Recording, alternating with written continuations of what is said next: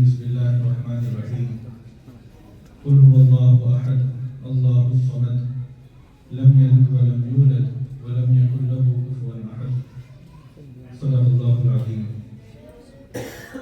معزز ذمہ داران مساجد، وہ اراکین جمعیت علماء بنگلور، یہ جو آج جس مقصد سے اور جس عنوان کے تحت ہمارا جڑنا ہوا ہے، یہ بہت ہی اہم اور بہت ہی پیچیدے مسائل کو لے کر ہماری آج کی یہ مجلس ہے. اور یہ جو مجلس ہے یہ صرف ہمارے محلوں کو یا پھر ہمارے علاقے کو یا حلقے کی فکر کو لے کر نہیں ہے، بلکہ یہ مجلس پوری عالمی فکر کو لے کر. آج امت میں بہت سارے مسائل ہیں. ان تمام مسائل میں سب سے بنیادی مسئلہ آج ہماری موجودہ نسل کے ایمان اور ان کے اعمال کی حفاظت کا ہے. دو باتیں بہت اہم ہیں. ایک ایمان کی حفاظت ہے اور دوسری بات ہے علم کا صحیح استعمال. یہ دو چیزیں ہیں. ایک ہے ایمان کی حفاظت کرنا اور ایمان پر چلنا، اور دوسرا ہے علم حاصل کرنا اور علم کا صحیح استعمال کرنا. یہ دو بنیادی چیزیں ہیں. لیکن آج معاشرے میں علم کے نام پر ایمان بیچا جا رہا ہے اور زندگیوں سے ایمان ختم ہو رہا ہے. نام ہے، سمجھ رہے آپ؟ اور بچے ہوں، بچیاں ہوں، مرد ہوں، عورتیں ہوں، تمام کے تمام بنیاد تو بنا لیا علم کو، لیکن کون سا علم، اس کا جو ہے تعین صحیح سے نہیں ہوا ہے. علم دو طرح کا ہے. ایک دنیاوی علم ہے اور دوسرا اخروی علم ہے. آخرت کا علم، قرآن کا علم، دینی علم. تو دنیاوی علم اور دنیا کے پیچھے اتنے زیادہ لگ گئے ہیں کہ آخرت، اللہ، یقین، رسول اللہ صلی اللہ علیہ وسلم کی سنتیں، آپ کا طریقہ، یہ ساری چیزیں پیچھے رہ گئی ہیں. ایجوکیشن بہت اچھی چیز ہے. قرآن مجید میں بھی اللہ رب العزت نے سب سے پہلا جو فرمایا ہے وہ تعلیم ہے. لیکن تعلیم آخرت بنانے کے لیے ہے، آخرت بگاڑنے کے لیے نہیں ہے. تو یہ جو مسئلہ ہے یہ عالمی مسئلہ ہے کہ آج ہماری نسلیں دنیاوی نالج، دنیاوی ایجوکیشن کے نام پر اپنے ایمان سے دور ہو رہی ہیں، اپنے ایمان کو بیچ رہی ہیں. اس کے لیے بہت سارے واقعات ہیں، بولنے کی ضرورت نہیں ہے. ارتداد کا مسئلہ آپ دیکھ سکتے ہیں کہ آئے دن لڑکے ہوں، لڑکیاں ہوں، مرد ہوں، عورتیں ہوں، مرتد ہو رہی ہیں. کیوں؟ کیونکہ ابتدا سے ان کے ایمان پر کوئی محنت نہیں ہوئی. جبکہ وہ ڈاکٹر بن گئے، انجینئر بن گئے، لیکن دل میں اللہ کا یقین نہیں ہے، رسول اللہ صلی اللہ علیہ وسلم کی اطاعت اور محبت نہیں ہے، جس کی وجہ سے ان کے اندر نہ تقویٰ ہے، نہ پرہیزگاری ہے، نہ اپنی زندگی رسول اللہ صلی اللہ علیہ وسلم کے طریقے کے مطابق گزارنے کا سلیقہ ہے. یہ جو مجلس آج کی ہے اور جمعیت علماء ہند کے عنوان سے ہے، جمعیت علماء ہند کے جتنے کام ہیں وہ سارے کے سارے کام دینی کام ہے، خالص دینی کام ہے. اس کے علاوہ اور کچھ نہیں ہے. آپ یہ نہ سمجھیں کہ جمعیت کا کام دین سے ہٹ کر ہوتا ہے. ہمارے حضرت مولانا سید محمود حسن بنگی صاحب دامت برکاتہم صدر جمعیت علماء ہند فرماتے ہیں کہ اگر کسی کو یہ لگتا ہے کہ ہمارے جمعیت کے کام میں کوئی ایک کام بھی دین کا کام نہ ہے، وہ نہ کرے. سارے کے سارے کام دین کے کام ہیں. چاہے آپ دینی کام لے لیں، سماجی کام لے لیں، رفاہی کام لے لیں، معاشی کام لے لیں، معاشرتی کام لے لیں، جتنے بھی تقاضے، جتنے بھی شعبے، جتنے بھی کام ہیں، یہ سارے کام دینی کام ہیں. جمعیت علماء ہند ایک واحد ایسی تنظیم ہے جو اس ملک میں مسلمانوں کی نمائندگی کرتی ہے، ہمارے اکابر کی جماعت ہے، 106 سال پرانی تنظیم ہے، اور جمعیت علماء ہند ایک واحد ایسی تنظیم ہے جس سے ملک کا زیادہ مسلمان جو ہے اس تنظیم سے جڑا ہوا ہے۔ جمعیت علماء ہند کوئی این جی او نہیں ہے، کوئی پولیٹیکل پارٹی بھی نہیں ہے، کوئی پولیٹیکل پارٹی جمعیت نہیں ہے۔ جمعیت سیاسی کام نہیں کرتی۔ جمعیت علماء ہند کا واحد ایک مقصد یہ ہے مسلمانوں کے ایمان اعمال کی حفاظت کرنا اور مسلمانوں کے تقاضوں کو پورا کرنا۔ کوئی بھی تقاضا مسلمان کا ہو، آپ کا محلہ ہے، آپ کے محلے میں اگر بیوہ عورتیں ہیں ان کے تقاضے پورا کرنا، یتیم بچے ہیں ان کے تقاضے پورا کرنا، بھوکا ہے اس کے کھانے کا انتظام کرنا، اور ڈراپ آؤٹ ہے تو اسے جو ہے ایجوکیٹڈ بنانے کی فکر کرنا، اگر کوئی بے روزگار ہے اسے روزگار سے جوڑنے کی فکر کرنا، کوئی غلط سلط مقدمات میں مسائل میں پھنسا ہوا ہے ان کے مسائل کو حل کرنا، کوئی پریشان ہے تو اس کی پریشانی کو دور کرنا۔ تو جتنے یہ تقاضے ہیں یہی تقاضے جمعیت کے شعبے ہیں۔ مسجد میں درس قرآن کا نظام بنانا، معاشرے کو اچھا بنانے کے لیے جمعیت کا ایک ڈپارٹمنٹ ہے اصلاح معاشرہ، اس میں جمعیت کا ایک نظام ہے کہ ہر مسجد میں درس قرآن کا نظام ہو، ہر محلے میں نکاح کاؤنسلنگ کا انتظام کیا جائے۔ ہمارے محلے میں جتنے مرد عورتیں لڑکے لڑکیاں ہیں شادی ہوتے ہیں، نکاح سے پہلے ان کو معلوم نہیں ہوتا کہ نکاح کیا ہے، نکاح کے بعد آپس کے ٹکراؤ، جھگڑے اور اختلافات مسائل آتے ہیں، آگے چل کر جو ہے طلاق خلا کے مسئلے ہو جاتے ہیں، پھر لڑکا کہتا ہے کہ ارے مجھے تو معلوم ہی نہیں تھا کہ ایسا 3 بار بولنے سے یہ ہو جاتا ہے اور فلاں ہو جاتا ہے۔ تو نکاح نہیں معلوم ہے، نکاح کاؤنسلنگ ضروری ہے۔ تو یہ سارے کام جو ہیں یہ جمعیت علماء کے بنیادی کام ہیں۔ تو میں آپ حضرات کی خدمت میں بہت ہی مختصراً ایک پریزنٹیشن پیش کرنا چاہوں گا۔ اس پریزنٹیشن کا عنوان ہے ماڈل مسجد، یعنی ایک مسجد کو نبی کریم صلی اللہ علیہ وسلم کے طریقے اور آپ کی سنت کے مطابق جس طرح آپ نے مسجد نبوی کو ماڈل بنایا تھا پوری دنیا کے لیے، وہاں کا جس طرح سے سسٹم آپ نے بنایا تھا، تو کس طرح ہم اپنے مساجد کو، اپنے محلے کو ماڈل مسجد اور ماڈل محلہ بنا سکتے ہیں۔ بہت آسان ہے، بہت زیادہ جو ہے اس میں محنت نہیں ہے، اور یہ کرنے کے لیے آپ کو گورنمنٹ سے اپروول لینے کی ضرورت نہیں ہے، ٹرسٹ الگ سے رجسٹر کرنے کی ضرورت نہیں ہے، اور کوئی ٹکراؤ نہیں ہے۔ محلے کے جو ہمارے ذمہ دار احباب یعنی آپ حضرات ہیں، فکر مند ہیں، چاہے وہ لٹریٹ طبقہ ہو، چاہے مسجد کی انتظامیہ ہو، چاہے ہمارے سٹوڈنٹس ہوں، کوئی بھی ہوں، وہ تمام کے تمام آپ کی اس مسجد میں جڑ کر اس مسجد کو ماڈل مسجد بنا سکتے ہیں۔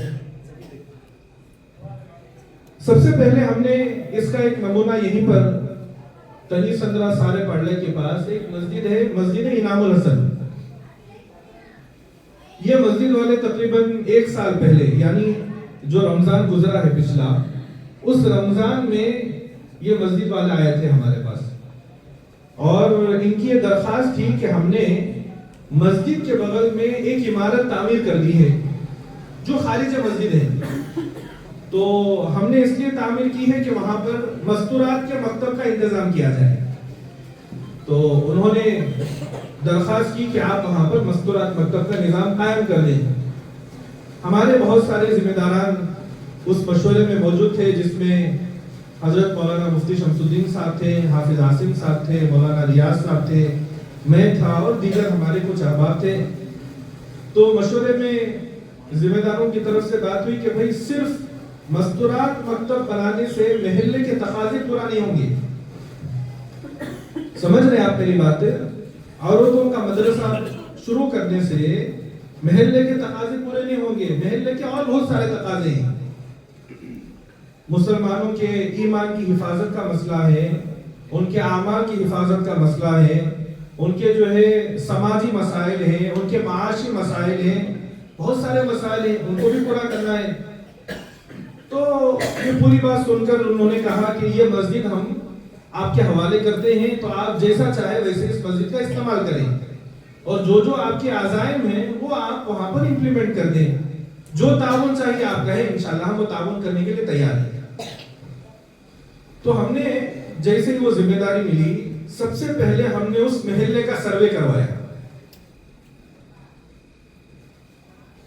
آپ کو اگر اپنے علاقے کو ماڈل بنانا ہے، اگر آپ کے محلے میں کچھ کام کرنا ہے آپ کو، تو ہنگامی طور پر کیمپ لگانے سے اور کچھ اعلان کر ایک دو مرتبہ کچھ پروگرام کرنے سے آپ کا علاقہ قابو میں نہیں آئے گا. اس کے مسائل اور اس کے تقاضے پورے نہیں ہوں گے. بنیادی طور پر اگر آپ اپنے محلے میں کچھ کرنا چاہتے ہیں تو سب سے پہلے بنیادی طور پر آپ کو محلے کا اسسمنٹ کرنا پڑے گا. کیا کرنا پڑے گا؟ اسسمنٹ کرنا پڑے گا. سروے کا لفظ استعمال نہ کریں. سروے کے لفظ سے محلے والوں کو ڈر ہو جاتا ہے. وہ سروے مسجد والے کہیں تو سروے کر رہے ہیں. ہم سروے نہیں کر رہے ہیں، اسسمنٹ کر رہے ہیں، جائزہ لے رہے ہیں. کیا جائزہ لے رہے ہیں؟ ہم نے 4 چیزوں کا جائزہ لیا. دیکھیے یہ سروے رپورٹ ہے.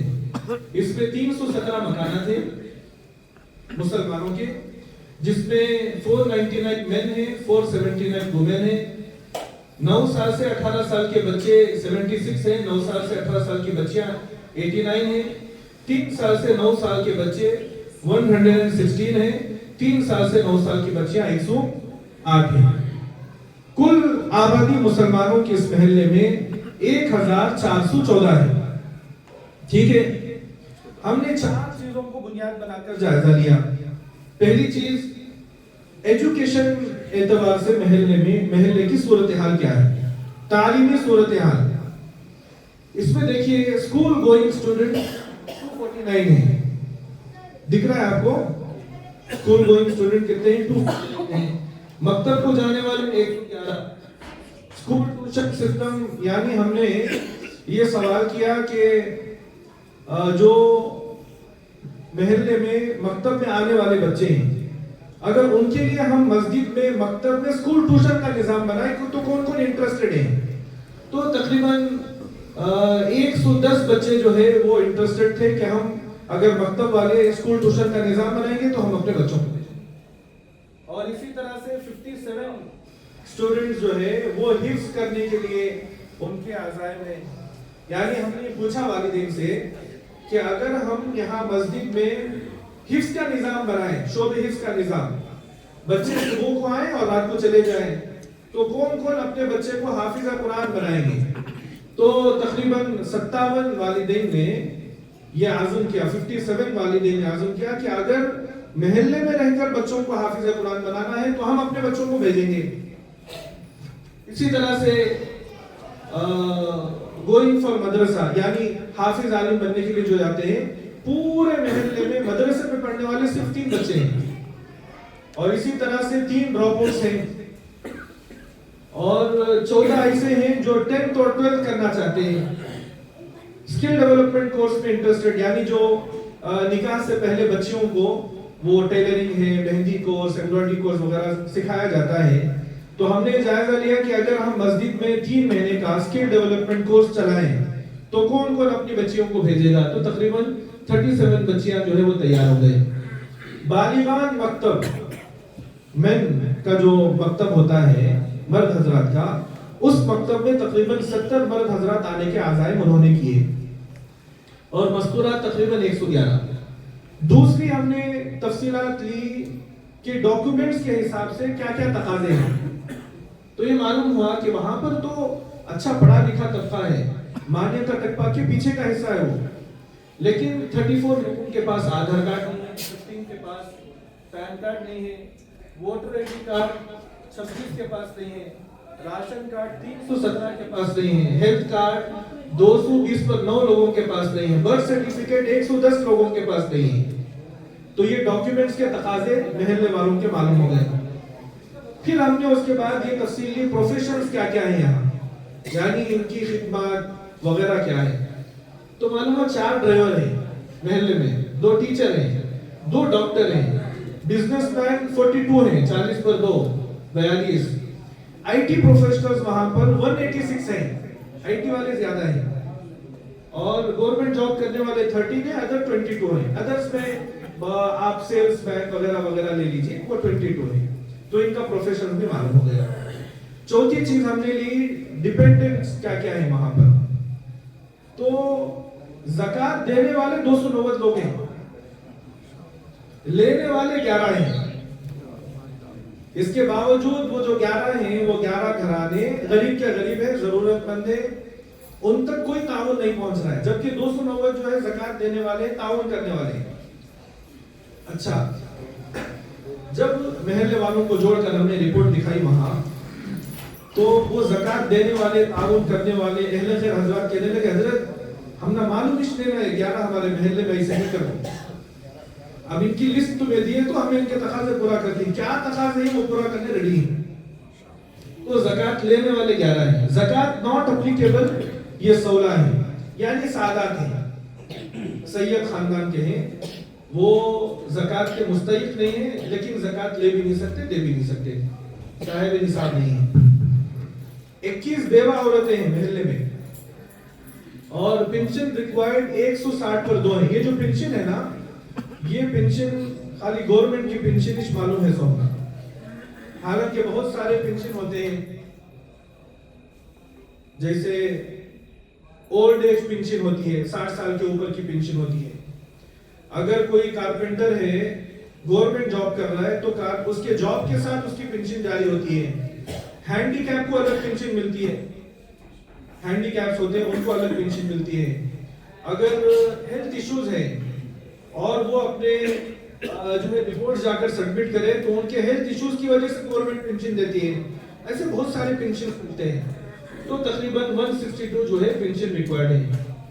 سپورٹ ریکوائرڈ کیا ہے, وہی یہ 11 ہیں. زکات ریسیور جو ہیں یہ 11 ہیں, جو یہ کہہ رہے ہیں کہ بھئی آپ مسجد والے ہمارا کچھ ساتھ دیں, سپورٹ کریں, ضرورت مند ہیں. 60 ہاؤسز جو ہے وہ پینڈنگ ہیں, یعنی یہ جو سروے کو گئے تھے کوئی گھر میں نہیں تھا, یا پھر مرد حضرات نہیں تھے, تفصیلات لے نہیں سکے, اس طرح سے ساتھ. اب جب ہم نے سب سے پہلے اس محلے کا سروے کر دیا, تو اب ہمیں معلوم ہو گیا کہ محلے کی ریکوائرمنٹس کیا کیا ہیں. ایک ریکوائرمنٹ یہ ہے کہ مکتب میں 100% بچے نہیں آ رہے ہیں,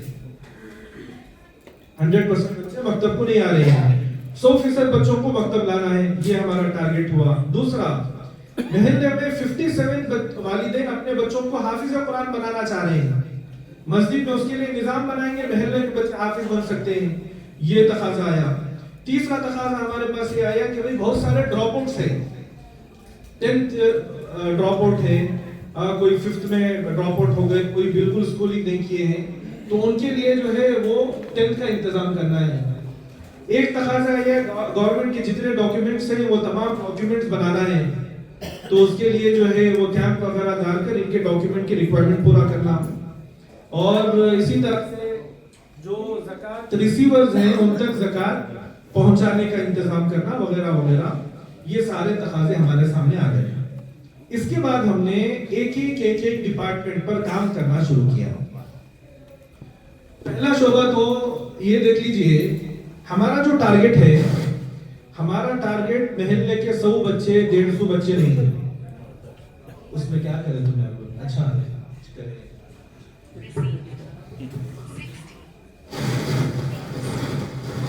ہمارا جو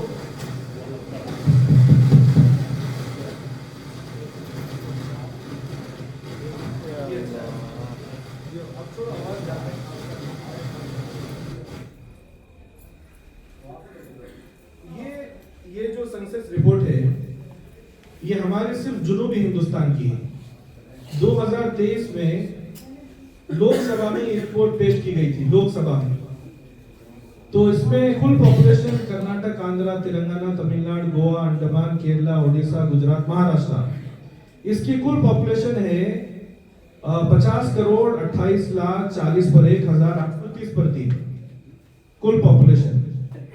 اس میں سے اگر آپ صرف مسلم پاپولیشن دیکھیں تو 5 کروڑ 34 لاکھ 23,511 یہ ہے مسلم پاپولیشن. ٹھیک, اگر اس میں سے 0 سے لے کر 16 ایئرس کے بچے, 0 to 16 ایئرس کے بچے, تو تقریباً 2,40,00,000 پر 2,50,000 پر 4,270 پر 4 بچے ہیں۔ اس کا مطلب یہ ہے کہ ہمارا جو معاشرہ ہے، ہمارے معاشرے میں 2011 سنسس رپورٹ کے حساب سے بھی اور 2023 میں جو لوک سبھا میں ایک رپورٹ پیش کی گئی اس کے مطابق بھی ہمارے معاشرے میں مسلمانوں میں 47% بچے ہیں، 53% میں مرد، عورتیں، بوڑھے، یہ سارے لے کر آتے ہیں، پیرنٹس، اس میں پیرنٹس بھی ہیں اور شادی ہونے والے بھی ہیں، یہ سارے۔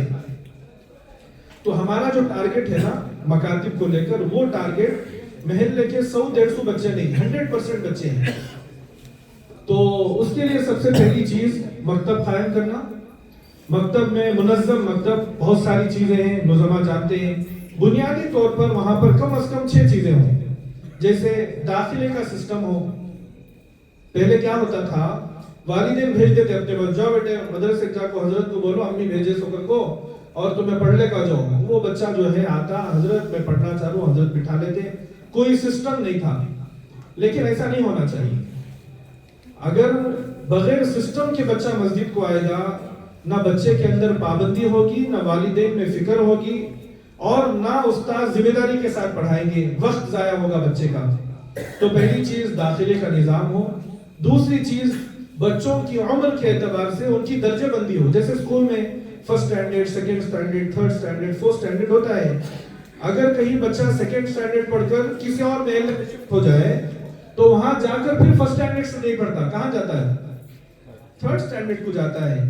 تو اس طرح سے درجہ بندی کا انتظام ہو۔ ماشاءاللہ ہمارے پورے بنگلور شہر میں 850 آرگنائز مکاتب ہیں اس سسٹم سے چلنے والے، اور پورے کرناٹک میں 6,500 مکاتب ہیں، پورے صوبے کرناٹک میں، جو فیس کے ساتھ چلتے ہیں، درجہ بندی وہاں پر ہے، داخلے کا نظام ہے، اور ہر مہینے جو ہے ان کا ٹیسٹ ہوتا ہے، سال میں 2 ایگزامز ہوتے ہیں، اور اس کے ساتھ ساتھ ہمارے پڑھانے والے جو اساتذہ اکرام ہیں، وہ اساتذہ اکرام کی وقتاً فوقتاً ان کی جو ہے ٹیچرز ٹریننگ ہوتی ہے، جیسے اسکولوں میں ہوتی ہے نا ٹیچرز ٹریننگ، یہاں پر ان کی سامنے جو ٹریننگ ہوتی ہے وہ بچوں کی سائیکالوجی کو لے کر ہوتی ہے، کہ ہمارے پاس کمزور بچے بھی آ رہے ہیں، شریف بچے بھی آ رہے ہیں، شریف بچے بھی آ رہے ہیں، تو ایسے بچوں کو ان کی نفسیات، سائیکالوجی کے حساب سے ہم بہترین انداز میں کیسے پڑھا سکتے ہیں۔ اور اس کے ساتھ ساتھ یہ جو ہمارے آرگنائز مکتب کی جو میں بات کر رہا ہوں، ہماری جو فکر ہے وہ یہ ہے کہ بچوں کی تعلیم سے زیادہ ان کی تربیت پر فوکس کیا جائے۔ بچہ اگر 10 صورتوں میں سے 5 صورت یا 5 نہیں کیا کوئی بات نہیں، اگر تعلیم میں 100% ہے، تربیت میں 0 ہے، کوئی فائدہ نہیں آپ کے مکتب کا۔ تربیت میں 100% ہے، تعلیم میں 19-20 ہے، کوئی مسئلہ نہیں، آج نہیں تو کل وہ 4 دعائیں مزید یاد کر لے گا، 2 صورتیں مزید یاد کر لے گا۔ تو ہماری جو اصل فکر ہے وہ یہ ہے کہ بچہ مکتب کو آ کر مسجد والا بن جائے۔ اس کے لیے صرف اساتذہ کی محنت کافی نہیں ہے۔ یہاں کیونکہ زیادہ تر مساجد کے ذمہ دار، حلقے کے ذمہ دار حضرات بیٹھے ہوئے ہیں، ہمارے محلے کے بچوں کو مسجد والے بنانے کی ذمہ داری صرف علماء اکرام کی نہیں ہے، اور صرف علماء اکرام بھی ان کو مسجد والا نہیں بنا سکتے۔ مسجد والا بنانے کے لیے مسجد کا ماحول اور محلے کے جو مصلیان اکرام ہیں ان سے بچہ مسجد والا بنے گا۔ حضرت تو بڑی شفقت محبت سے بچے کو پڑھا رہے ہیں، لیکن کلاس سے باہر اگر بچہ جائے اور اسے آرے بیٹھ رہے، کان پکڑنا، مارنا، نکل جا مسجد سے، یہاں نہیں بیٹھنا، وہاں نہیں بیٹھنا، ڈنڈا لے کر ان کے اوپر کارروائی کرنا، اس طرح کی چیزیں مسجد کے اندر رہے گی، وہ بچہ کیوں مسجد والا بننا چاہے گا؟ یہ بتائیے آپ۔ بھائی آپ مسجد والے ہیں ماشاءاللہ، 5 وقت کی نماز بھی پڑھتے ہیں، مسجد کے لیے آپ کا وقت بھی فارغ ہوتا ہے، آپ اپنا جان بھی مال بھی لگا رہے ہیں، لیکن آپ کے بچے کو، یعنی آپ جو مسجد والے ہیں، آپ کے بچے کو اس کے مزاج کے اعتبار سے اگر مسجد کا ماحول نہیں ملے گا تو وہ کیوں مسجد والا بنے گا؟ تو بچے کی صرف ایک ریکوائرمنٹ ہے، اس کی ایک ریکوائرمنٹ یہ ہے کہ مجھے عزت دو اور محبت دو، بس ختم۔ وہ عزت اور محبت اسے چائے کی ہوٹل میں ملی تو انہیں چائے کی ہوٹل میں چلے جاتا ہے، وہاں 4 دوست اس کے چائے کے ہوٹل میں ملے اور وہ 4 دوست اسے کیا کر رہے ہیں، اور صاحب بیٹھو کر کو عزت کر رہی اور محبت سے چائے پلا رہی، انہیں چائے کی ہوٹل والا ہو جاتا ہے. یہ محبت مسجد والے اگر کرے تو انہیں مسجد والا ہو جاتا ہے. اور یہ بچے کو مسجد والا بنانے کے واسطے بہت کیا بھی کرنے کی ضرورت نہیں ہے. خالی 5 سال وہ بچے کے نخرے برداشت کر لینا. ارے رکو بیٹے کھیلو نکو، رکو بیٹے کودو نکو، ارے ادھر آؤ بیٹے بیٹھو، ماشاءاللہ تمہیں نماز کو آئے، 8 آنے کے چاکلیٹ رکھ لیو، مسلم یہ کام کرنا، مسلموں کو 8 آنے کے چاکلیٹ رکھ لینا. جو بچے مسجد میں دیکھتی نماز کو آئے، انہوں پڑھے کی شرارت کرے کی کیا کرے گی، خالی وہ چاکلیٹ دے دینا. مسجد کو آئے نا تو ماشاءاللہ کر خالی 5 سال یہ بچہ کو سنبھالے تو زندگی بھر آپ کے بچے مسجد سنبھالے تھے، اس کے بعد پھر کیا بھی مسئلہ نہیں. تو یہ جو مکاتب ہے، یہ مکاتب اصل بچوں کو مسجد والا بنانے کے لیے، تو یہ پہلا شعبہ ہے. تو یہ بات تھی کہ ہم نے جو ماڈل مسجد پر محنت شروع کی، 130 بچے وہاں پر آتے تھے، تقریباً 10 سال سے وہ مکتب ہے. لیکن سروے کے بعد اب الحمدللہ 312 بچیاں وہاں پر آتی ہیں الحمدللہ. دوسرا ڈپارٹمنٹ ہم نے شروع کیا وہاں اسکول ٹیوشن کا ڈپارٹمنٹ. یہ جو اسکول ٹیوشن کا شعبہ ہے بہت اہم شعبہ ہے. شہروں میں تو بہت آسانی کے ساتھ آپ اسکول ٹیوشن کا نظام بنا سکتے ہیں، لیکن بات یہ ہے کہ بھئی ہمیں مسجد میں کئی کو اسکول ٹیوشن کا نظام بنانا ہے. یہ سوال ہے. دیکھیے ابھی جو حالات ہیں 2020 میں نیشنل ایجوکیشن پالیسی جو جاری ہوئی ہے، نیشنل ایجوکیشن پالیسی بالکل ہمارے بچوں کے لیے، ہماری نسلوں کے لیے زہر ہے. زہر کیا ہے؟ زہر ہے. اور یہ سلو پوائزن نہیں ہے، فاسٹ پوائزن ہے. اگر ہمارے بچے اس نصاب میں، اس کیریکولم کو، اس سسٹم کو اگر فالو کرتے رہے اور ان کے بنائے ہوئے کتابوں کو پڑھتے رہے اور اس کی تدارک کی کوئی شکل ہم نے نہیں بنائی، ہمارے بچوں کی حفاظت کا کوئی انتظام ہم نے نہیں کیا، چھوٹے چھوٹے بچے 3 سال 4 سال کے اندر اس نصاب کے پڑھنے کی وجہ سے، مسلمانوں کی تاریخ اور ہسٹری کو پڑھنے کی وجہ سے، مسلمانوں کے کلچر، جو کلچر کو انہوں نے بیان کیا ہے سلیبس میں، اس کو پڑھنے کی وجہ سے ہمارے بچے سب سے پہلے دین بیزار ہوں گے. دین بیزار کئی کو طبی میں مسلمان ہوا کر کو ہوتا نہیں، اللہ معاف فرمائے. سب سے پہلا جو ہے اس کے اندر جو آئے گی بات، وہ آئے گی کیا؟ دین بیزاری. کیوں آئے گی؟ کیونکہ نیشنل ایجوکیشن پالیسی میں انہوں نے جو بنیاد بنائی ہے وہ انڈین اینشنٹ ہیریٹیج ہے، یعنی قدیم ہندوستانی ثقافت. یہاں جو بیٹھی نا پورے انڈین اسلام، ہندوستانی اسلام بولے، اور سب سے زیادہ اپنے ملک سے محبت کرنے والے ہم. اگر میں پوچھوں کہ بھئی قدیم ہندوستان سے کیا مراد ہے، کیا کہتے ہیں آپ؟ قدیم ہندوستان کا تو کیا کہیں گے آپ؟ پرانا ہندوستان. 2 باتیں کہیں گے آپ. پہلی بات کہیں گے کہ بھئی قدیم ہندوستان سے مراد انگریزوں سے پہلے کا ہندوستان، انگریزوں سے پہلے کا ہندوستان. میں اگر آپ سے کو نہیں اور پرانا ہندوستان بولو، ایک تو ہو گیا انگریزوں سے پہلے کا. دوسرا اگر سوال کہ بھئی پرانے ہندوستان سے کیا مراد، آپ کہیں گے کہ آزادی سے پہلے کا ہندوستان. یا تو آزادی سے پہلے، اور پرانا تو انگریزوں سے پہلے کا ہندوستان. لیکن یہ جو پالیسی انہوں نے بنائی ہے، نہ آزادی سے پہلے کے ہندوستان کی ہسٹری، تاریخ، کلچر کو بیان کیا ہے، نہ انگریزوں سے پہلے کی تاریخ، کلچر اور ہسٹری کو انہوں نے بیان کیا ہے. انہوں نے 1500 سال پرانے ہندوستان کے کلچر کو سلیبس میں انہوں نے ترتیب دے دیا ہے، جس میں جو سیکولرزم ہے وہ سیکولرزم ختم ہو گیا ہے.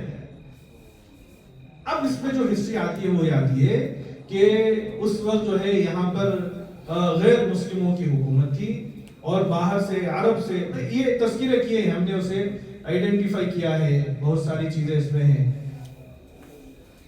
8ویں صدی عیسوی سے بر صغیر پر شمال مغربی سرحدوں کے راستے بار بار حملے ہوئے.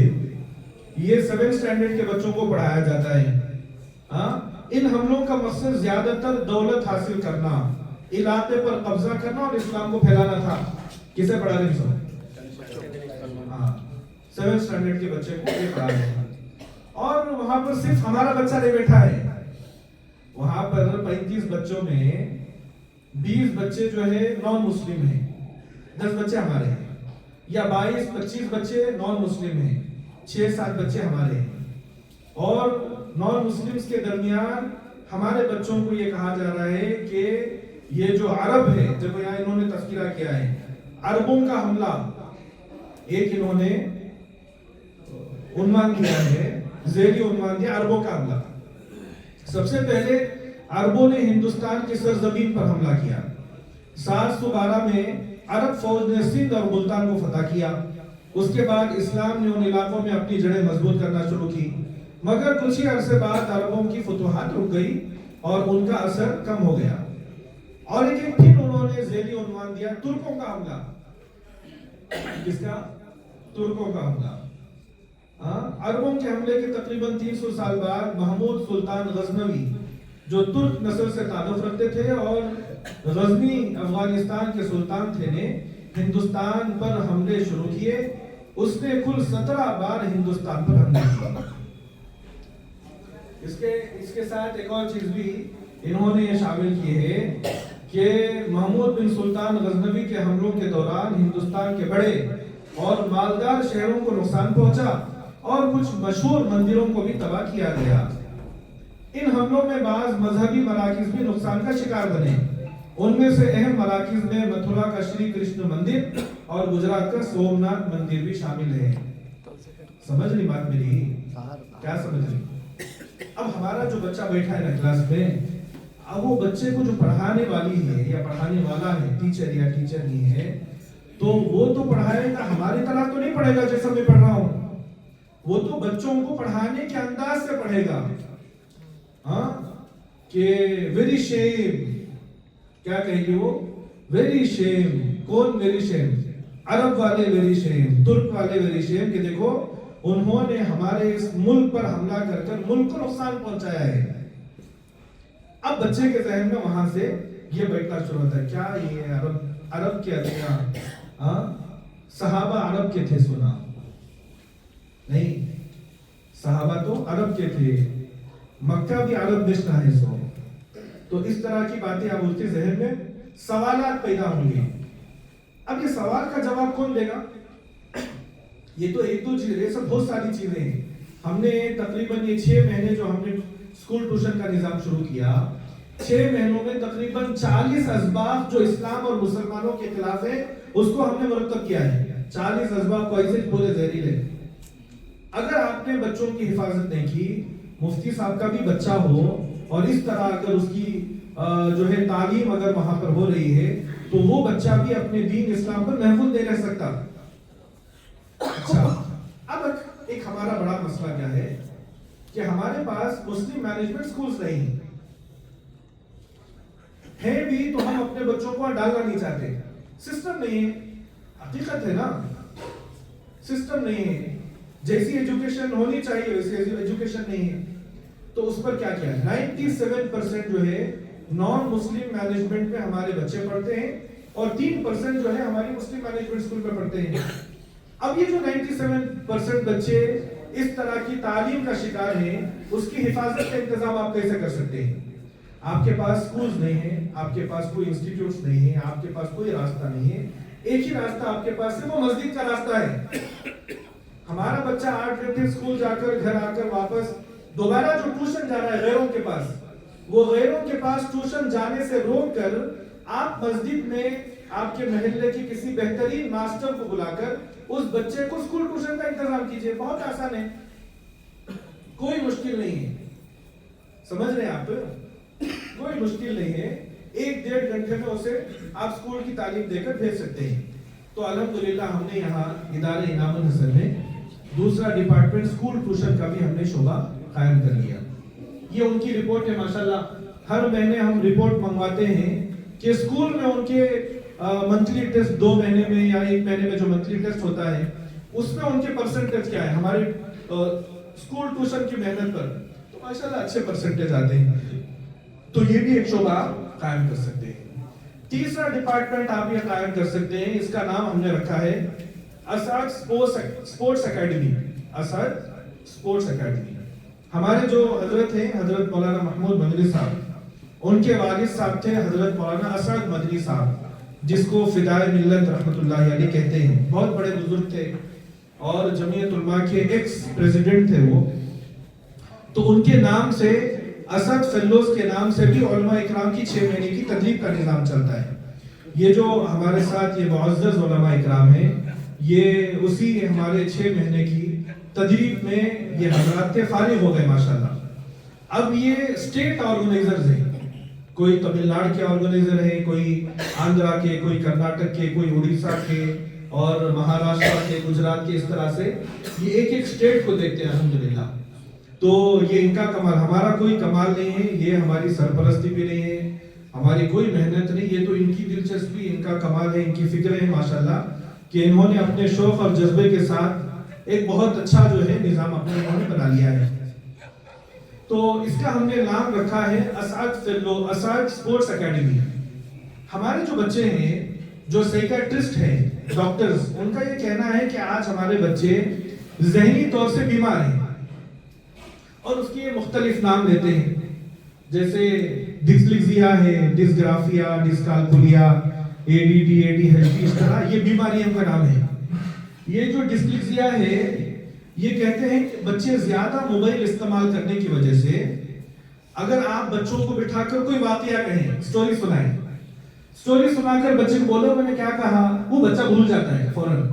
اس کے دماغ میں، میموری میں وہ چیزیں سیو نہیں ہو پاتی، وہ بیماری ہے. دوسرا ہے ڈسگرافیا. جیسے آپ بچوں کو لکھنا سکھائیں ABCD، اب وہ بھی ایسا آتا ہے نہیں ایسا، وہ بچے کو آپ سکھائیں، وہ بھی ہے الٹا ہی لکھے گا، الٹا لکھے گا، الٹا سی لکھے گا، اسے صحیح رائٹنگ اس کی نہیں آتی، صحیح چیزیں پہچاننے میں پریشانی ہوتی. یہ بھی جو ہے دماغی ایک بیماری ہے. اسی طرح سے ڈسکیلکولیا، ہر انسان کے اندر اللہ رب العزت نے کیلکولیشن رکھا ہے، حساب کتاب، سونے کا حساب کتاب، کھانے کا حساب کتاب، چلنے کا، کام کرنے کا. بہت سارے بچے اپنی زندگی کے اندر کیلکولیشن ان کا ختم ہو جاتا ہے، پڑھنے میں بھی کیلکولیشن نہیں کر پاتے اور اپنی زندگی کا بھی کیلکولیشن ان کے ذہنوں میں نہیں بیٹھتا، تو اس کو کہتے ہیں ڈسکیلکولیا. اور اسی طرح سے یہ جو ADD وغیرہ یہ جو ہے بیماری، چھوٹے چھوٹے بچے بچپن ہی میں جو ہے وہ ڈپریشن کا شکار ہو جاتے ہیں. کس کے شکار؟ ہم تو سنتے تھے کوئی بہت بڑا مالدار آدمی، کروڑ پتی تھا، اس کا جو ہے بزنس میں لاس ہو گیا، وہ ڈپریشن کا شکار، ایسا سنتے تھے نا. چھوٹے چھوٹے بچے آج ڈپریشن کے شکار ہو جاتے ہیں. کیوں؟ ان کی جو دماغی قوت ہے، وہ قوت اتنی کمزور ہو جاتی ہے کہ وہ حالات کو برداشت نہیں کر پاتے. کوئی حالات آ گئے، کوئی حالات آ گئے، کیا ہو گیا، سائیکل چوری ہو گئی. اب وہ بہت زیادہ سائیکل جو ہے اس کے لیے پسندیدہ تھی، محبوب تھی، وہ سائیکل چوری اور ڈپریشن میں چلا گیا بچہ. سنتے نہیں سنتے آپ؟ تو یہ بھی ایک بڑی بیماری ہے. تو اس کے لیے ڈاکٹروں کا کہنا ہے کہ بھائی ان بچوں کا علاج جو ہے کوئی دوائی نہیں ہے بلکہ سپورٹس ہے. یا تو چھوٹے بچے ہیں ان کو انڈور گیمز کا انتظام کرے، بڑے بچے ہیں ان کے لیے سپورٹس کا انتظام کرے. پہلے کیا ہے، گراؤنڈ ہوتے تھے، جاتے کھیلتے، سنڈے کرکٹ، فٹ بال، ہاکی وغیرہ. اب وہ بھی ختم ہو گیا. بچے اندر کے اندر وہ 10x10 کے بیڈ روم میں، اور اس میں بھی ایک پلنگ ہے، پلنگ پر کود نہیں سکتا، لیپ ٹاپ اور موبائل دے دیتے ہیں، اسی میں اسے دیکھنا ہے، ٹائم وغیرہ میں دیکھ کر اس کی زندگی اسی میں ختم ہو جاتی ہے، کوئی ایکٹیویٹی نہیں ہے. تو اللہ کا احسان ہے الحمدللہ ان چیزوں کو سامنے دیکھیے. یہ اس طرح کے حالات ہیں. یہ میری اپنی بات میں کہوں آپ کو، ہمارے بچے جہاں پر پڑھتے ہیں 4th اسٹینڈرڈ 5th اسٹینڈرڈ، ہمارے بچوں کی زبانی یہ بات ہے کہ ہماری کلاس کے بچے سگریٹ پیتے ہیں. 4th 6th standard 5th standard کے بچے. پرسوں تو میں سوچ رہا تھا کہ بھئی آخر بچوں کو کیا کرنا، اسکول میں بھی نہیں ڈال سکتے، غیروں کی اسکول میں بھی نہیں ڈال سکتے، عقیدے کا مسئلہ ہے. اپنے اسکول میں ڈالے تو یہ مسئلہ، مدرسے میں ڈالیں تو وہاں ان کی عمر بہت زیادہ چھوٹی، وہاں بھی نہیں ڈال سکتے. تو کریں کیا؟ تو یہ تو بہت زیادہ مسئلہ ہو گیا ہے. تو ہم نے تحقیق کی تو معلوم ہوا یہ جو بچے سگریٹ کے عادی بنتے ہیں نا، یہ وہ بچے ہیں جن کے والد یا گھر میں سگریٹ کا ماحول ہے. تو وہ چرا کر اپنے باپ کی سگریٹ جیب میں رکھ کر لاتا ہے اور وہاں سے ان کی عادت شروع ہوتی ہے. یا چھپ چھپا کر جا کر باپ کی ایکٹنگ, ماموں کی, چاچا کی ایکٹنگ کرنے کے لیے چھپ چھپا کر 3-4 کلومیٹر دور جا کر وہاں پر سگریٹ پینے کی عادت ان کو لگتی ہے. وہاں سے یہ بیماری شروع ہوتی ہے. پہلے شوق ہوتا ہے, شوق ہوتے ہوتے لت لگتی ہے, اور 14-15 سال کی عمر میں تو ڈرگز کے عادی بن رہے ہیں بچے. یہ کہیں دوسرے ملک کی بات نہیں بتا رہا ہوں, ہمارے محلوں کی بات. ہزاروں بچے ڈرگز کے عادی ہو گئے ہیں. ہمارے وہ سارے پانڈا کے پاس ایک گورنمنٹ سکول ہے, اس گورنمنٹ سکول میں صرف بچیاں پڑھتی ہیں, 95% مسلم بچیاں پڑھتی ہیں. وہ ڈرگز میں جو انجیکشن ہوتا نہیں, وہ انجیکشن لے لے کر ان کے ہاتھوں میں زخم ہو گئے ہیں. ایک صاحب سنا رہے ہیں, میں ایسے ہی کسی نے کہا کہ بھائی نوجوان بچے جو ہیں وہ نشے کے عادی ہو رہے ہیں, ان کو بچانے کی فکر کرنا ہے. اور یہ فکر آپ صرف مسجد ہی سے کر سکتے ہیں, مسجد ہی سے نہ بھی کر سکتے ہیں. اچھا دیکھو, بچوں کو نشے سے بچانا یہ دین کا کام ہے یا غیر دینی کام ہے؟ کون کرنا چاہیے کام؟ جو ذمہ دار ہیں, جو قائدین ہیں, جو محلے کے ذمہ دار, مسجد کے ذمہ دار, دعوت و تبلیغ کے ذمہ دار, علماء ہیں, والدین ہیں, خاندان کے بڑے ہیں, یہی تو فکر کریں گے. تو ہاتھوں میں زخم ہو گئے ہیں. اور غریب گھرانے کے, بالکل غریب گھرانے کے بچیاں, کہاں سے ان کو مل رہا ہے؟ اندر سپلائی کرنے والے بھی وہی. بری سے بری حالت ہے آج ہمارے معاشرے کی. تو ان تمام مصیبتوں کا حل جو ہے وہ ہے سپورٹس, کھیل کود. بچوں کو کھیل کود میں لگا کر رکھیں گے تو یہ بچے جو ہے ان برائیوں سے, وقت کو ضائع کرنے سے بچیں گے انشاءاللہ. تو آپ مسجد کے اطراف اکناف جہاں پر آپ کو اس طرح کی جگہ یا اور کوئی اور جگہ یا کرائے کی جگہ یا ٹیرس پر, اب دیکھیے یہ دیکھیے, یہ جو ہے یہ خارج مسجد ہے. کیا ہے خارج مسجد؟ سمجھتے ہیں ٹیرس. ایک تو ہے مسجد کا حصہ, یہ وہ مسجد کا حصہ. مسجد کے اوپر کیا بھی نہیں کھلا ہے, مسجد کے اوپر کچھ نہیں. مسجد کے باہر کا حصہ جو ہے اس میں جو ہے اس طرح سے بنائے ہیں اوپر آرٹیفیشل گراس وغیرہ ڈال کر. اب محلے کے بچے ہمارے پاس آتے ہیں, پہلے مکتب پڑھتے ہیں, پھر اسکول ٹیوشن پڑھتے ہیں, پھر یہ اثر سپورٹس اکیڈمی میں انڈور گیمز کھیلتے ہیں. اب یہ جو گیمز ان کو کھلائے جاتے ہیں اس میں کرکٹ, فٹ بال سب نہیں کھلاتے. ان کے جو ہے کچھ 200 گیمز کا ایک سلیبس بنا ہوا ہے. Brain focusing games, physical improvement games, اس طرح کے الگ الگ کھیل کھلاتے ہیں تاکہ فزیکلی اور مینٹلی, فکری جو ہے ان کی تربیت ہو سکے. کچھ بچے ہوتے ہیں بہت زیادہ شریر ہوتے ہیں, ان کی شرارت کو قابو کرنے کے لیے الگ گیمز ہیں. کچھ بہت زیادہ سست ہوتے ہیں, بیٹے وہ ذرا اٹھا لے کھاؤ گا تو وہ بچہ پہلے سست ہے, کیا بول رہے سو حضرت, کیا کمانڈ آیا تھا سو, بیٹے وہاں سے اٹھا لے کھاؤ, میں بول رہا ہوں نا, تو پھر انہیں کھڑے ہوتا ہے, کھڑے ہو کو یہاں سے جانا سکی, میں یہاں سے جانا سکی, سیدھا جانا سکی, سست ہے. ارے جاؤ بیٹے کر کو حضرت ایسا اشارہ کر کو بولتی, یہاں سے جا بیٹے. تو پھر انہیں دھیرے دھیرے دھیرے قدم آگے بڑھا لے, جا کو وہ بوٹل اٹھا کو سست ہے, بوٹل کیا کرنا سو, لے لے حضرت کے پاس جانا, باہر لے لے جا پھینک ڈالنا, کیا کرنا. تو یہ بھی ہوتے ہیں بچے. اب ایسے بچوں کو تیز بنانا, ان کی دماغ کو تیز کرنا, اس کے الگ گیمز ہوتے ہیں. تو ماشاءاللہ سے تقریباً 200 گیمز کا ایک سلیبس ہے. اس میں ٹیچرز ٹریننگ بھی ہوتی ہے الحمدللہ. یعنی مکتب میں جو اساتذہ ہیں وہ اساتذہ بچوں کو کس طرح سے ایکسرسائز کرائیں گے, کیسے کھلائیں گے, کیا کیا ہے, اس کی بھی ٹریننگ ہوتی ہے. دیکھیے یہ ایکسرسائز ہے. یہ جو اسکاؤٹس ہے نا, اسکاؤٹس اینڈ گائیڈز, وہ اسکاؤٹس اینڈ گائیڈز میں ایک ایکسرسائز ہوتی ہے BP6 کے نام سے. 6 ایکسرسائز ہوتی ہے. سر کے بال سے لے کر پیر کے ناخن تک پورے جسم کی ایکسرسائز ہو جاتی ہے اس میں, 6 ایکسرسائز میں. وہ یہ اساتذہ ہی ہے, اکثر یہ اساتذہ کو ٹریننگ دیتے ہیں. ایسا بچوں کو سکھانا, ٹریننگ دینا وغیرہ اس طرح کی چیزیں ہیں. تو یہ بھی ایک ڈپارٹمنٹ شروع کرنے کی ضرورت ہے. دیکھو یہ اس طرح کے گیمز ہیں. یہ سست بچوں کو کھلاتے ہیں, وہ اس طرف جو کھیل رہے نا, سمجھے آپ, کون پہلے اٹھاتی, انہیں فوراً ایکٹیو ہونا نا اس میں. تو 3 ڈپارٹمنٹ ہو گئے, 3 شعبے ہو گئے نا, ہوئے نا 3 شعبے. مکتب ہو گیا, دوسرا اسکول ٹیوشن ہو گیا, تیسرا انڈور گیمز ہو گیا. یہ جو 3 اب تک دیکھے نا, یہ مشکل ہی آسان ہی, اگر شروع کرنا چاہے تو آسان ہے. چوتھا ڈپارٹمنٹ ہے جمعیت یوتھ کلب کا. یہ جمعیت کا ایک بہت اچھا ڈپارٹمنٹ ہے. جمعیت یوتھ کلب کا جو شعبہ ہے, Jamiat youth club Bharat scouts and guides کے ساتھ ان کا افیلیشن ہے. تو ہمارے جو بچے مکتب کو آتے ہیں, روزانہ ان کو ٹریننگ یا روزانہ ان کی کلاسز نہیں ہوتی. ویکلی ونس سنڈے کے دن جو چھٹی ہے, چھٹی کے دن آپ کو صرف 3 گھنٹے ان کو ٹریننگ دینی ہے. تو ہر 3 مہینے میں 6 مہینے میں گورنمنٹ کی سرٹیفکیٹ ان کو ملے گی. اس پہ کورسز ہوتے ہیں, جیسے پرویش کورس ہے, پرتھم ہے, دوتیہ سوپان, ترتیہ سوپان اور راجیہ پرسکار, راشٹرپتی ایوارڈ تک پہنچتے بچے. یعنی آپ کے بچے مکتب کو بھی آ رہے ہیں, اسکول ٹیوشن بھی یہی مل رہا ہے, انڈور گیمز کا بھی نظام ہے. ویکلی کلاسز کے ذریعے سے آپ کے بچوں کو گورنمنٹ سرٹیفکیٹ بھی مل رہی ہے. اس طرح سے ان کے یونیفارم وغیرہ ہوتے ہیں. دیکھو یہ مکتب کے بچے, یہ ہمارے بنگلور شہر میں بہت سارے مکاتب میں اس طرح کا نظام شروع ہو گیا.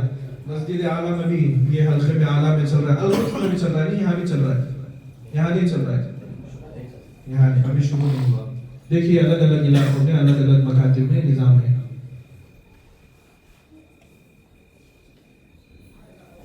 اچھا, یہ جو ہے نا, یہ نظام کس لیے ہے؟ یعنی بچوں کو اسکاؤٹس کرانا, اسکاؤٹس کی ٹریننگ دینا, گورنمنٹ کی سرٹیفکیٹ ان کو دلوانا. اس کا مقصد کیا ہے؟ اس کا مقصد ہے ان بچوں کو خادم ملت بنانا. کیا بنانا؟ ملت کا خادم, محلے کا لیڈر. آپ کا بچہ اگر پراپر طریقے سے اس طرح کی ایکٹیویٹیز میں جڑا رہا تو آپ کا بچہ مسجد سے جڑا رہے گا, مسجد کے تقاضے یہ بچہ پورا کرے گا, مسجد کے تقاضے یہ بچہ پورا. دیکھو اب یہ محلے کے مکتب کے بچے, اب یہ بچوں کو کہا بیٹے دیکھو محلے میں بہت زیادہ گندگی ہے, ان کو صفائی کرنا ہے. تو ماشاءاللہ سے ایک مکتب کے بچے وہاں پر کون سے ہے اعلیٰ کیے ہاں اسکول, تو ماشاءاللہ سے یہ بچے جو ہے صفائی وغیرہ کر رہے ہیں محلے میں.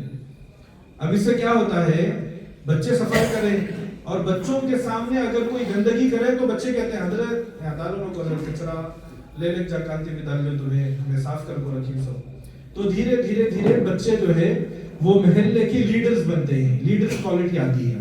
یہ جو اسکاؤٹس اینڈ گائیڈز ہیں ان کا موٹو یہ ہے سروس فار سیلف, اپنے کام خود کرنا, service for self, service for others, service for God. اپنے کام, اپنے لیے کام کرنا, دوسروں کی خدمت کرنا, اللہ کی عبادت کرنا. تو یہ بھی ایک بہت اچھا شعبہ ہے. تو الحمدللہ ہم نے بہت سارے مکاتب میں ویکینڈ کلاسز کے ذریعے سے اسکاؤٹس کی بھی ٹریننگ شروع کر دی, جمعیت یوتھ کلب کی. تو ہر مکتب میں یہ شروع کیا جا سکتا ہے. ماڈل مسجد کا یہ بھی ایک ڈپارٹمنٹ ہے. اسی طرح سے مستورات مکتب, یہ کتنا ڈپارٹمنٹ ہے؟ 5واں ڈپارٹمنٹ. دیکھیے امت کے 3 طبقے ہیں. امت کے کتنے طبقے ہیں؟ کتنے طبقے ہیں؟ 3 طبقے ہیں. مردوں کا طبقہ, عورتوں کا طبقہ اور بچوں کا طبقہ. ہماری فکر, ہماری محنت صرف بچوں پر نہیں ہے. اگر بچے کو دیندار باقی رکھنا ہے تو ماں کو دیندار بنانا ضروری ہے. باپ کے اندر دینداری ہوگی تو بچے کے اندر دینداری منتقل ہوگی. باپ نمازی ہوگا, بچہ نمازی بنے گا. باپ جوانی ہوگا تو اس کی عادت بچے میں آئے گی. تو ہماری جو محنت ہے یہ محنت تینوں میں ہے, بچوں پر بھی محنت کرنا ہے, عورتوں پر بھی اور مردوں پر بھی. تو مردوں کے لیے مسجد میں بالغان مکتب کا انتظام کرنا اور عورتوں کے لیے مستورات مکتب کا. یہ تو واقعات آپ کو اب تو یہ عام ہو گئے. پہلے کیا ہے, کہیں سے اس طرح کی خبر ملک سے معلوم ہوتی تو ایک دم ہنگامہ ہو جاتا اساتذہ میں.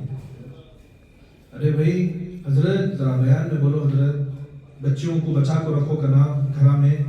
دیکھو وہ کانکی کی بچی ہونے ہے نا, غیر کے ساتھ پاتی کرتے, مرتد ہوگی کرتے. کتنی فکر کی بات, اس طرح کی فکر ہوتی تھی نا. اب ایسا عام ہو گیا ہے کہ خبر پڑھ کو بھی ٹھیک ہے کر کو آگے بڑھا جاتا ہے, نظر انداز کرنا.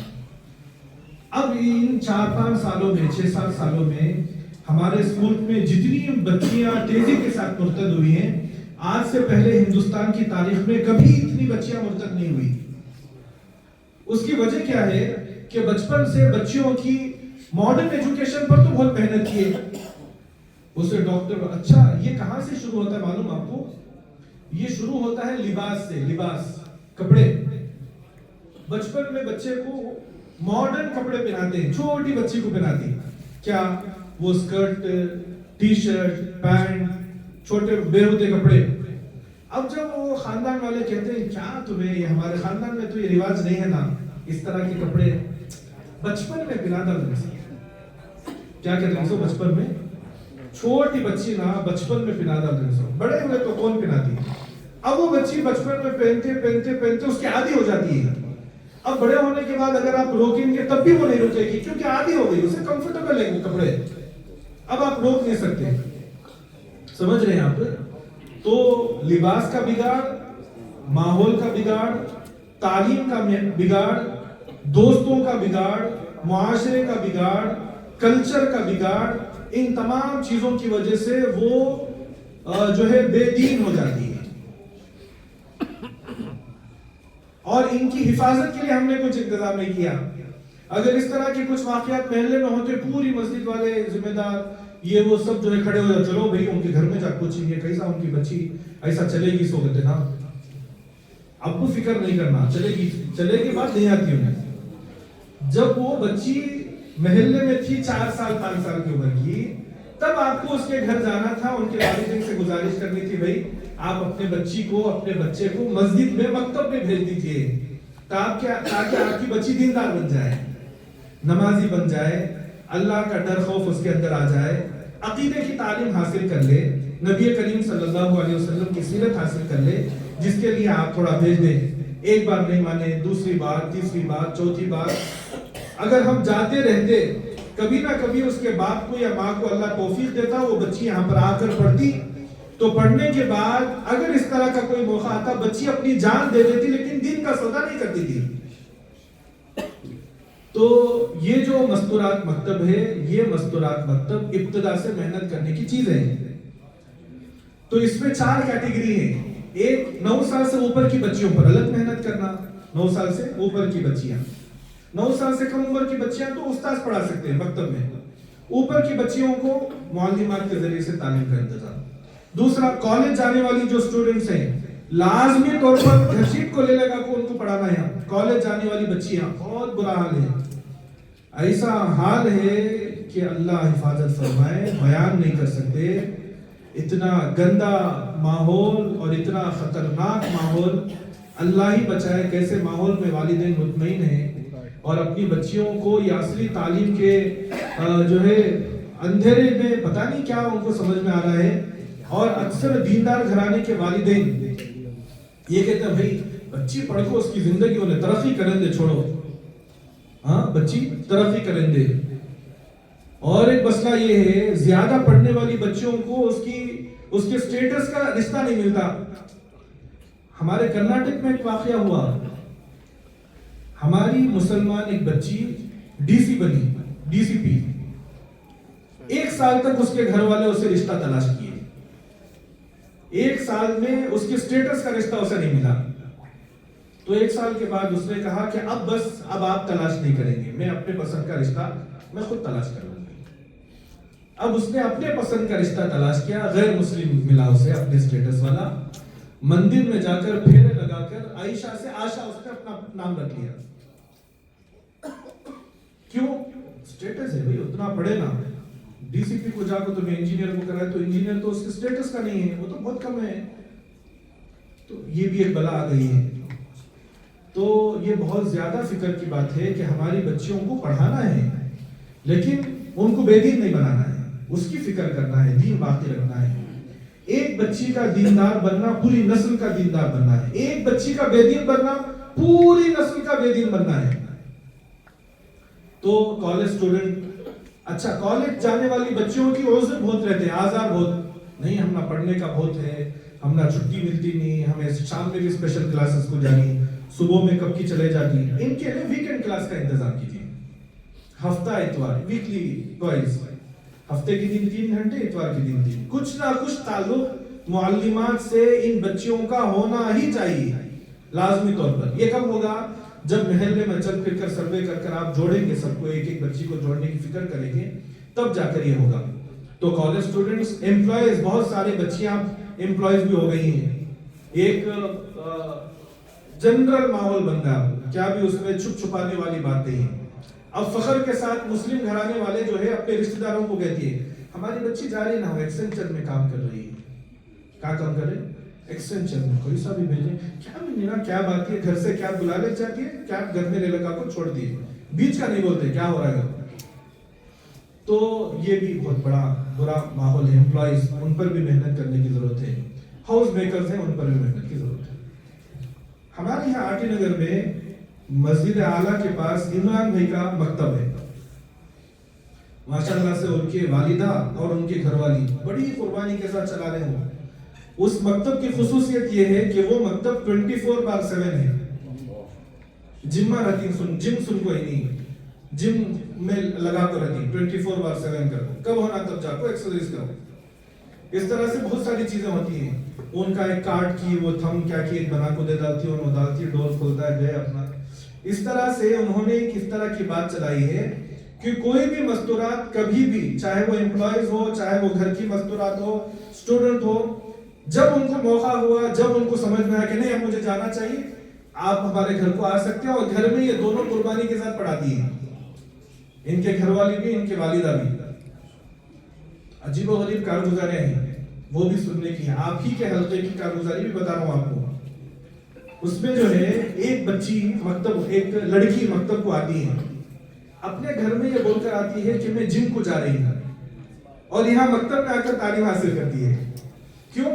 اگر وہ دینی تعلیم کے عنوان سے اجازت پوچھے گی تو اسے اجازت نہیں ملتی کہتے گھر میں. تو وہ جن کے کپڑوں میں آتی ہے, یہاں پر آ کر ڈکی سے وہ جو بڑا سکارف ہوتا ہے وہ سکارف پہن کر یہاں پر آ کر دینی تعلیم حاصل کر کر جاتی ہے. کوئی 8 بجے آ رہے ہیں, کوئی 9 بجے آ رہے ہیں, کوئی صبح کو آ رہے ہیں, ہے نا مولانا, ایسے ہی ہے نا. تو اس طرح کا بھی مطلب چلتا ہے ماشاءاللہ. تو اس پر, اس طبقے پر بھی بہت زیادہ محنت کی ضرورت ہے. یہ بھی مثالی مسجد کا ایک اہم شعبہ ہے. اسی طرح سے غیر اقامتی شعبہ حفظ کا نظام. ہمارے محلے میں بہت سارے جو ہے ایسے احباب ہوتے ہیں جو اپنے بچے کو حافظ قرآن بنانا چاہتے ہیں, لیکن ان کی سب سے بڑی کنڈیشن یہ ہے کہ بھئی بچوں کو ہمارے آنکھوں سے دور نہیں کر سکتے, بورڈنگ میں نہیں ڈال سکتے. ایک بات سوچ لے کہ ایک زمانہ تھا مجاہدے سے بچے مدرسے میں جاتے تھے, دور دراز رہتے تھے, پڑھتے تھے. لیکن آج کا جو ماحول ہے, جس طرح سے بچوں کو بڑا کیا جا رہا ہے, جس طرح وہ نازک ہوتے ہیں بچے, تو ان کے لیے تو بورڈنگ بہت بڑا مجاہدہ ہے, بہت مشقت والی چیز ہے.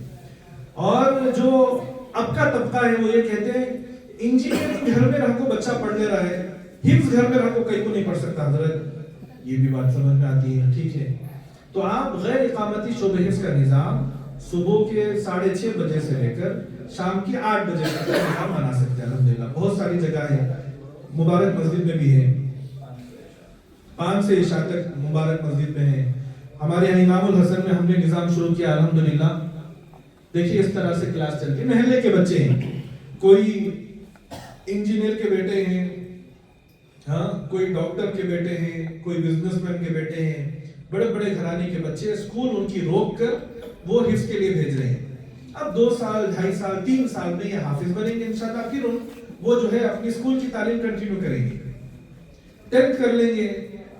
10th چاہے وہ ریگولر اسکول سے کریں یا ہمارے پاس کر لیں. جمعیت کے پاس جمعیت اسٹڈی سینٹر ایک ڈپارٹمنٹ ہے, national institute of open schooling سے نہ یو ایس اے بھی 10th کر سکتے ہیں, اسی میں 12th بھی کر سکتے ہیں. آگے ڈگری کرنا چاہے ریگولر سے بھی کر سکتے ہیں, اندرا گاندھی اوپن یونیورسٹی سے بھی کر سکتے ہیں, اور ڈپلوما کورسز ہیں وہ بہت سارے کر سکتے ہیں. بہت سارے آپشنز ہیں. ہمارے پاس الحمدللہ ایسے علماء اب ہیں جنہوں نے 10th میں اپنا ناظرہ شروع کیا تھا. ہمارے مولانا عبد الحسیب یہیں کے ہیں, پنسن ٹون کے. 10th میں انہوں نے ناظرہ شروع کیا. ناظرہ کمپلیٹ ہونے کے بعد ان کو شوق ہوا میں حافظ بن جاؤں, تو وہ 12th اور ٹویلتھ کے ساتھ جو ہے انہوں نے حفظ مکمل کر لیا, حافظ قرآن ہو گئے 2 سال میں شاید. اس کے بعد انہوں نے عالمیت کی 5 سال کی, پھر ڈگری کی انہوں نے. لاسٹ ایئر انہوں نے IAS کا ایگزام دیا ہے, IAS کا ایگزام دیا ہے. مولانا بھی ہے, انجینئر بھی, حافظ قرآن بھی ہے. آپ کے محلے کے بتا رہا ہوں, اس کے گارڈن زیادہ دور نہیں ہے. وہ ہیں ہمارے حافظ عاصم صاحب کے فرزند ہیں, اور بہت سارے علماء ہیں ماشاءاللہ. اوپن اسکولنگ میں اسکول کمپلیٹ کی, اس کے بعد پھر اوپن یونیورسٹی سے ڈگری کر رہے ہیں, IAS بن رہے ہیں, IPS بن رہے ہیں, یعنی اس کے ایگزام دے رہے ہیں الحمدللہ. اور کچھ علماء ہیں جو لاء جو ہے وہ سبجیکٹ لیتے ہیں, لاء کی تیاری کر رہے ہیں. لیکن ہمارا مقصد علماء کو انجینئر بھی, ڈاکٹر بھی, لائر بنانا نہیں ہے. علماء عالم اس لیے بنتا ہے تاکہ وہ مسجد سنبھالے, مسجد کے تقاضے پورا کرے, اور محلے والوں کو دینی رہنمائی اور رہبری کرے. لیکن ان کے ساتھ ساتھ کچھ علماء اس طرح بھی ہونے چاہیے 2-3% جو اس کے علاوہ بڑے پیمانے پر جو ہے امت کی رہبری کریں. تو ماشاءاللہ سے اس طرح سے بھی ایک کام چل رہا ہے. تو یہ بھی آپ اپنے علاقے میں شروع کر سکتے ہیں, غیر اقامتی شعبے اس کا نظام. ایک اور ڈپارٹمنٹ ہے نکاح کاؤنسلنگ. یہ تو آپ جانتے ہی ہیں آج جو ہے امت میں کس طرح کے مسائل ہیں, پریشانیاں ہیں. اگر کسی کو اگر اپنی بچی دینی ہے یا باہر سے کسی بچی کو اپنے گھر لانا ہے تو جان جو ہے وہ منہ پر آ جاتی ہے, حلق میں اٹک جاتا ہے. والدین کو وہ معلوم ہوتا ہے کہ بھئی کیا حالت ہوتی ہے ان کی, کہ آنے والی کیسی ہوگی, آنے والی کیسی ہوگی, یا ملنے والا کیسا ہوگا, کیا ہو جاتا ہے. 2 بھی چیزیں ہیں نا. تو اس کے لیے کاؤنسلنگ بہت ضروری ہے. ان کو پہلے ان کی ذہن سازی کرنا, آپ کا جو نکاح ہونے والا ہے یہ نکاح کیا ہے, آپ کی زندگی کس طرح سے ہونی چاہیے, آپ کے 24 گھنٹے سنت کے مطابق عبادت کے ساتھ کیسے آپ گزاریں گے, بیوی کے کیا حقوق ہیں, شوہر کے کیا حقوق ہیں, آپ کو اپنے حقوق کا مطالبہ کرنا ہے یا حقوق کو معاف کرنا ہے, یہ ان کو سمجھانا ہے.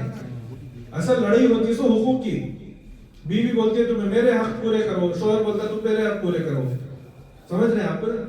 تو یہ تو رشتہ ویسا نہیں ہے نا, یہ تو درگزر کرنے والا رشتہ ہے. اچھا ٹھیک ہے چلو بھائی وہ معاف کر دیے, انہوں نے یہ معاف کر دیا. یہ مزاج ابتدا میں بنانا انتہائی ضروری ہے.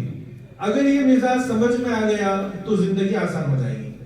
تو اس کے لیے بہت آسان ہے, ہم نے ایک کورس بنایا ہے پورا 3 گھنٹے کا نکاح کاؤنسلنگ کا ایک کورس ہوتا ہے. ائمہ حضرات, علماء وغیرہ جو ہے آتے ہیں, ان کو یہ نظام سمجھا دیتے ہیں. مسجد کے امام صاحب جس کا نکاح ہونے والا ہے اس کو بلا کر, یعنی وہ لڑکا, لڑکے کے والد, اس کا بھائی, اور پردے کے ساتھ جو ہے وہ مستورات. اگر معلمات محلے میں ہیں تو وہ معلمہ مستورات جو ہے وہ ان کی والدہ کو, ان کی بہن وغیرہ کو وہاں ان کے سامنے یہ مذاکرہ ہوتا ہے پری میرج کاؤنسلنگ والا. یعنی نکاح کیا ہے, کیا حقوق ہے, گھر کیسا ہونا چاہیے, اس میں والد کا کیا رول ہوتا ہے, بھائی کا کیا رول ہوتا ہے, آنے والے کو کس طرح سے دیکھنا ہے. بچی کو یہ ہوتا ہے کہ بھئی جہاں پر جا رہے خدمت کے مزاج کے ساتھ جانا چاہیے, درگزر کرنا, سب کو لے کر چلنا, شوہر کے حقوق ہیں, اللہ کی عبادت کرنا, دعائیں کرنا, بچوں کی تربیت وغیرہ وغیرہ, اس طرح کی چیزیں. تو یہ ہوتی ہے پری میرج کاؤنسلنگ. ایک کاؤنسلنگ ہے پوسٹ میرج کاؤنسلنگ, یعنی نکاح ہونے کے 40 دن کے بعد بلانا. یہ جو کاؤنسلنگ ہوگی یہ اکیلے میں انفرادی کاؤنسلنگ ہوگی. امام صاحب الگ اپنی کاؤنسلنگ یہاں کریں گے, مستوراتی کاؤنسلنگ الگ وہاں ہوگی. سب ٹھیک ٹھاک ہے, کوئی مسائل ہیں, کوئی پریشانی ہے, کیا ہے, پوچھ کر اس اعتبار سے ان کی ذہن سازی کرنا, ان کی رہبری کرنا, بس اتنا ہے. اگر آپ نے اتنا بھی کر لیا بہت بڑا کام ہو جائے گا. ابھی تو اس طرح کی ہم بات چلاتے ہیں کہ اگر محلے میں کسی کی کاؤنسلنگ نہ ہو, مسجد سے اس کو NOC نہیں دینا چاہیے. کیا نہیں دینا چاہیے؟ NOC نہیں دینا چاہیے. اسی طرح سے اگر محلے میں کوئی گھرانہ فضول خرچی کرتا ہے, ہمارے حضرت مولانا سید محمود اسد مدنی صاحب دامت برکاتہم فرماتے ہیں کہ پچھلے سال کا انہوں نے ایک جو ہے جائزہ کروایا, رپورٹ بنوائی, تو 1,75,000 کروڑ روپے شادی میں خرچ ہوئے ہیں. 2.25 لاکھ کروڑ. کتنے لاکھ تھے؟ 2.25 کروڑ نہیں, 2.25 लाख करोड़ रुपए शादी में खर्च हुए हैं। यूपी में मुसलमान ने सिर्फ 70 लाख के पटाखे उड़ाए हैं। 70 लाख के पटाखे। अजीब और गरीब मामला है। 20, 25, 30 वैरायटीज खाने के होते हैं और वो सारे जो है वेस्ट होते हैं, चोरी हो जाते हैं। और वो 30 वैरायटीज खाकर कोई सेहतमंद भी नहीं होता, दूसरे दिन बीमार भी हो जाता है, फायदा भी नहीं है उसका। शादी को जाको है तो 3 दिन होना संभलने के वास्ते, नॉर्मल आदमी भी बीमार हो जाता है। अच्छा नौजवान है उन्हें बीमार, कई कुछ बीमार शादी करते क्या कर को पूछते आजकल। अगर किसी को ढीला देख रहे हैं तो उससे पूछते हैं भाई कई को तुमने शादी करते क्या ढीले होगी ना, फायदा भी नहीं है और फजूल खर्ची भी है। तो फजूल खर्ची जो करते हैं इन पर भी कार्रवाई होनी चाहिए। उनको कहना भाई फजूल खर्ची अगर करेंगे तो हमारी मस्जिद में निकाह नहीं पढ़ाएंगे, फजूल खर्ची ना करें। आप सादगी के साथ शादी करें। पटाखे, गाने बजाने, ये भी बहुत आम हो गया है। ये वो मेकरी सर्कल के पीछे के जितने शादी महाल हैं, लाइन से पूरे शादी महाल में वो डुप्लीकेट हीरो और गाने बजाने, डांसा, एक छोटा स्टेज बनाती, वहां नखरे चलते रहती। ये सारे रसूमात और खुराफात जो है मुसलमानों में आम हो गए हैं। अच्छा अगर इस तरह का मुआशरा रहेगा, हमारी जनरेशन कैसे जो है वो दीनदार बन जाएगी? क्या रास्ता है बताइए? खाली नाम अब्दुल्ला रखो इन सुतज, सिर्फ नाम अब्दुल्ला से वो दीनदार नहीं बन सकता ना। अच्छा जाने वाले जो हैं वो ये कहते हैं अब नो करने से हमें क्या करना, लेकिन आप अपने बच्चों को, और आप खुद उसमें शरीक हो रहे हैं, जाने वाले हैं, तो आपका बच्चा तो आपके खानदान से और दीन से यही तासुर लेगा। वो बच्चा दीन से ये तासुर लेगा, अच्छा मैं मुसलमान, मेरे दीन में ये भी चलता है, उन्हें वही तासुर लेगा और उसी तरह उसी जहन के साथ वो बड़ा होगा। क्या जरूरत है आपको जाने की? फोन कर मुबारकबाद दे दे। मस्जिद में अगर निकाह कर रहे हैं तो मस्जिद में जाए, मुआनका करें, मुबारकबाद, खत्म हो गया। वो वलीमे की दाव उन्होंने क्या के समझ जाती, उन्होंने उनकी समझ क्या समझती भी समझ ले जाने, लेकिन दीन के खिलाफ, शरीयत के खिलाफ के कामों में हम क्यों उनके मुआविन बने? इसके लिए भी रिश्तेदार भी बैकआउट करना चाहिए कि भाई नहीं हम आपकी शादी को नहीं आ सकते, भाई माजरत, कई को नहीं भाई हमें नहीं आ सकते, हमारे बच्चों का मसला है, खानदान का मसला, हमारा खुद का मसला है। ये डांस, गाने, म्यूजिक, फजूल खर्ची वगैरह में हम अपने बच्चों को दीन का असर देना नहीं चाहते। मस्जिद के बाजू एक छोटे घर में ही बच्चे को बोल रही मस्जिद में जो चल रहा है वो दीन, बस उतनी हमारी जिंदगी हमें खुश रही। ये ज्यादा हम अपने आप बच्चों को या हम जो है इसमें सिखाना नहीं चाहते, तो तब जाकर कुछ मुआशरा बनेगा। तो ये भी एक बात है। निकाह काउंसलिंग, ड्रॉप आउट है तो उनके लिए स्टडी सेंटर का निजाम बना सकते हैं। महल्ले में बहुत सारे जो है पढ़े लिखे नौजवान हैं, उनको मालूम होता है कि ये स्टडी सेंटर क्या है। यानी अगर कोई एक ड्रॉप आउट है बच्चा, तो उसका सिर्फ आधार कार्ड अगर रहेगा तो आधार कार्ड से आप 10th में एडमिशन करा सकते हैं। तो आपके महल्ले के नौजवान है, उनको किसी को जिम्मेदारी दे दीजिए, मस्जिद वाले नौजवान को दिन में सिर्फ वो 2 घंटे दे या 1 घंटा दे, 1 घंटा मस्जिद में लैपटॉप लेकर बैठ जाए। किसी के कोई रिक्वायरमेंट्स है वो वहां पर आए, राब्ता करे और अपना एडमिशन करा कर ले जाए। सपोर्ट के लिए हमारा सेंट्रल ऑफिस तो है हमेशा। हमारे ये अब्दुल शुकूर है, जनाब अब्दुल शुकूर साहब, ये कर्नाटक के जो है कोऑर्डिनेटर है जमीन स्टडी सेंटर के। मौलाना शुएब साहब कहाँ है? वो वहाँ हैं। ये भी जो है हमारे 12 स्टेट्स के कोऑर्डिनेटर हैं। तो सपोर्ट के लिए तो हमारी ऑफिस रहेगी, लेकिन हम आपको ट्रेन कर देंगे कैसे एडमिशन करते हैं, क्या करते हैं। तो आपके महल्ले के ये जो रिक्वायरमेंट्स हैं। अच्छा एक और बात आपको बताऊं, जो लिटरेट्स है ना, लिटरेट्स पढ़ा लिखा जो तबका है, पूरे मुल्क का 2011 की सेंसस रिपोर्ट के एतबार से पढ़ा लिखा तबका मुसलमानों में जो है वो 19% है। कितने परसेंट है?